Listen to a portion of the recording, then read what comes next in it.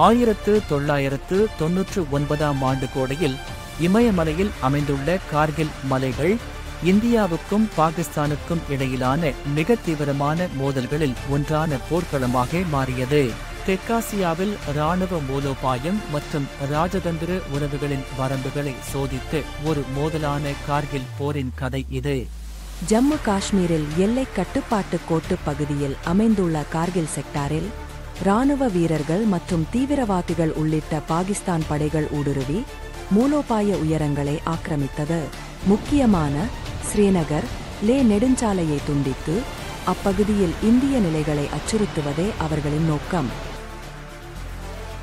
DGMO ने दी थी। उससे पहले वो इंडिया से आवाज़ें आनी शुरू हो गई थी and there was a realization that something is happening, कुछ हो रहा है line of. Lieutenant general Krishan Pal தலைமையில் இந்திய ராணுவம் ஆபரேஷன் விஜய் ஊடுருவல்காரர்களை வெளியேற்ற பன்முக பிரச்சாரத்தை தொடங்கியது.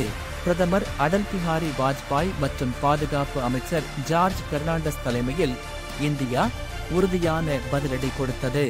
இந்திய விமானப்படை ஏர் சீஃப் மார்ஷல் டெப்னிஸ் தலைமையில் எதிரி பதுங்கு குழிகள் மற்றும் விநியோக பாதைகளை குறிவைக்க முக்கியமான வான்வழி தாக்குதல்களை நடத்தியது. இதற்கிடையில் உயரடுக்கு கட்டாக் படைப்பிரிவுகள் உட்பட தரைப்படைகள் 15,000 அடிக்கு மேல் உயரத்தில் வேரூன்றிய பாகிஸ்தானிய நிலைகளுக்கு எதிராக போரிட்டன. ஜம்மு மற்றும் காஷ்மீர் துப்பாக்கி மற்றும் கர்வால் துப்பாக்கிகள் போன்ற பிரிவுகளைச் சேர்ந்த வீரர்கள் தோலோலிங் மற்றும் டேகர் ஹில் போன்ற சிகரங்களில் துணிச்சலான தாக்குதல்களை நடத்தியதால் பீரங்கி சண்டைகள் மலைகள் வழியாக எதிரொலித்தன. அவர்களின் தைரியமும் உறுதியும் இந்தியாவுக்கு ஆதரவாக அலைகளை மாற்றியது. ஆனால் இரு தரப்பிலும் பலத்த இழப்புகள் இல்லாமல் இல்லை.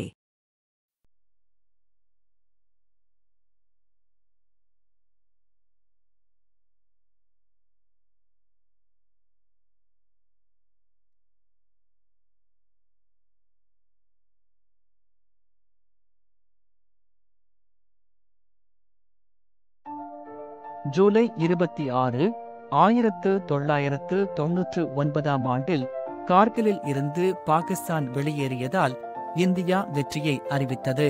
இது ஆபரேஷன் விஜயின் வெற்றிகரமான உச்சத்தை குறிக்கிறது. கார்கில் போர் இரு நாடுகளிலும் அழியாத அடையாளத்தை ஏற்படுத்தியது, இராணுவ சீர்திருத்தங்களை தூண்டியது மற்றும் கட்டுப்பாட்டு கோடு வழியாக உத்திகளை மறுவடிவமைத்தது. நமது நாட்டின் பாதுகாப்பை உறுதி செய்து மலையில் போராடியவர்களின் தியாகத்தையும் வீரத்தையும் கார்கில் விஜய் திவாஸ் ஆன இன்று நாம் நினைவு கூறுகிறோம்.